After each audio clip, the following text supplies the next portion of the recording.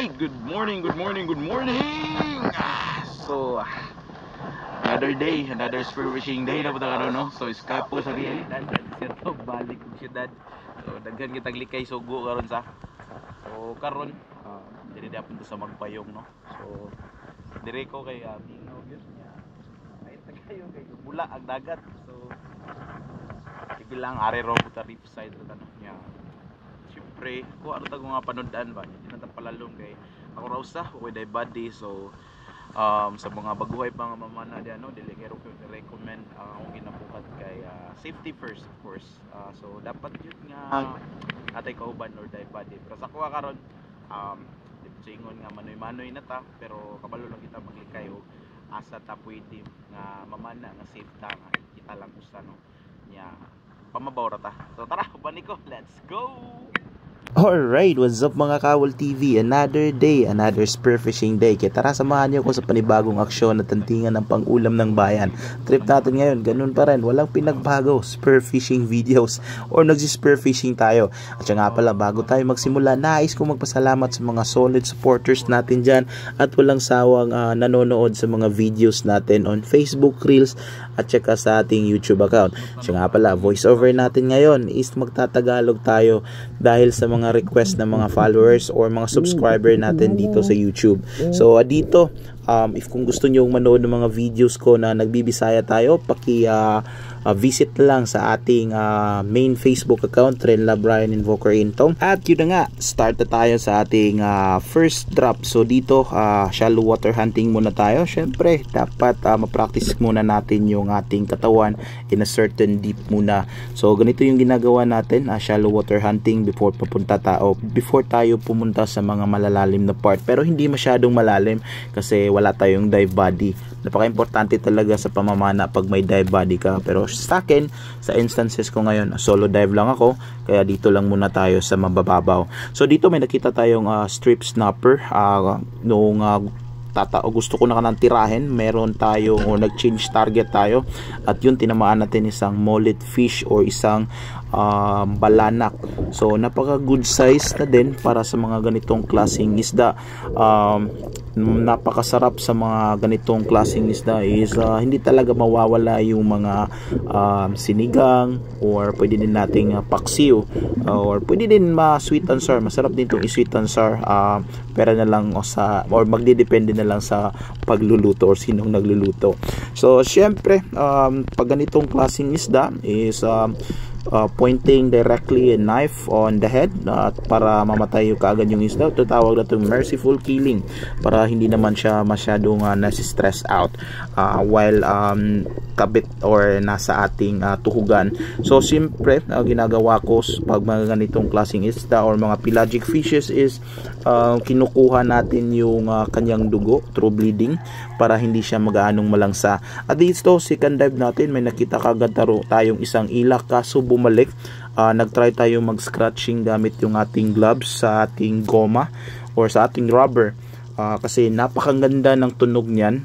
Mostly na lumalapit is yung ganong klaseng isda, lumalapit yun throughout curiosity. So syempre, ambush strategy yung mga techniques natin. So dito, while nag-aantay ako, may nakita tayong isang one-spotted snapper dito sa may kuweba at yun, tinamaan kaagad natin. At nung pagkatira natin, yung tama naman is secured. Syempre, hindi na natin yan pipilitin at mag-resurface na kaagad tayo to take a recovery breath. So, ganyan yung ginagawa natin palagi.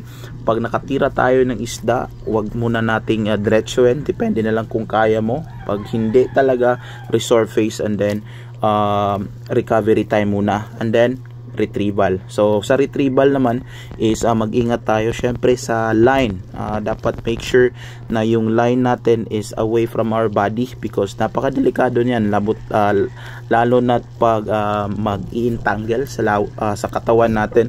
Pero mostly advice sa mga bago pa lang sa pamamana is magdala talaga tayo ng mga diving knives or any kind of knife kasi nagagamit or useful yan kahit saan, under water or up up water or resurface water.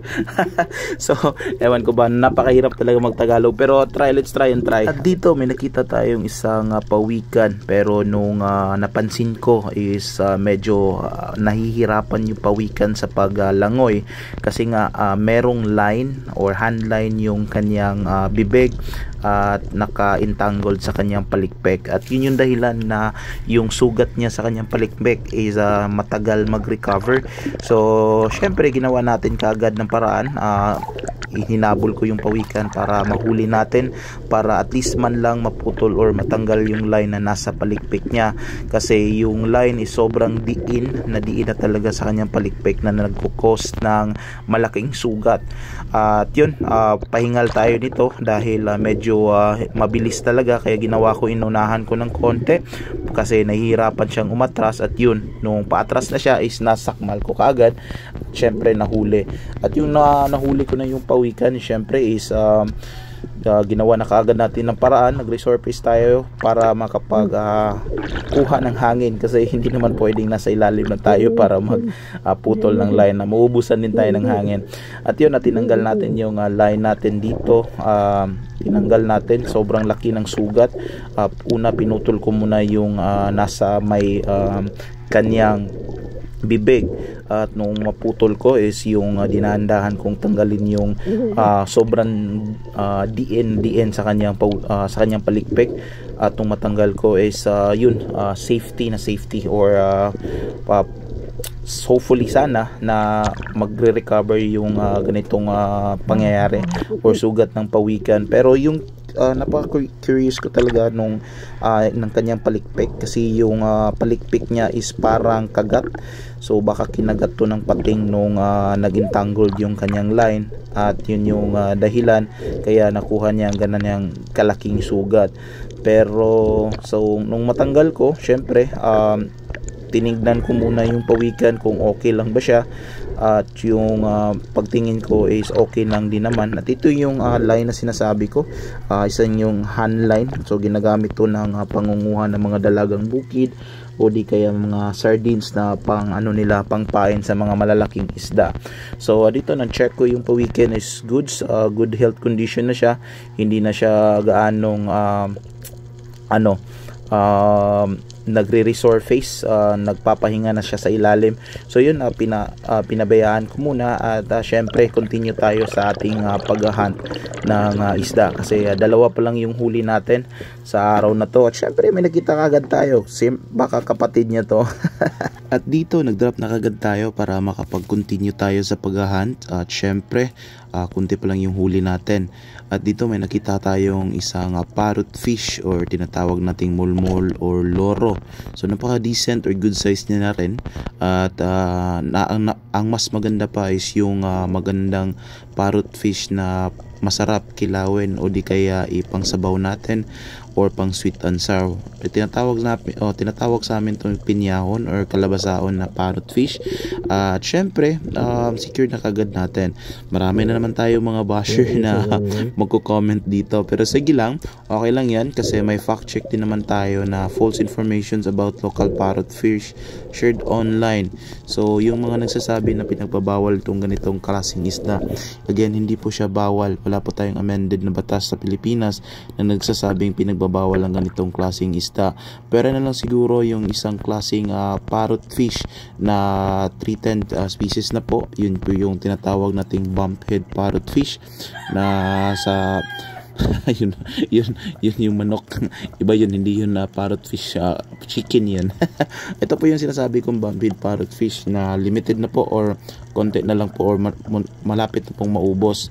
Pero sa mga ganitong klaseng parrot fish is pwede pa din po natin itong panain, kasi isa pa is marami po talaga tayong ganitong klaseng isda dito sa Pilipinas. Imagine po yung geographic formation ng Pilipinas po is halos po napapaligid lang tayo ng dagat, at mostly yung dagat na yun is reefs or coral or reef side. So napakarami talaga ng mga ganitong klaseng isda.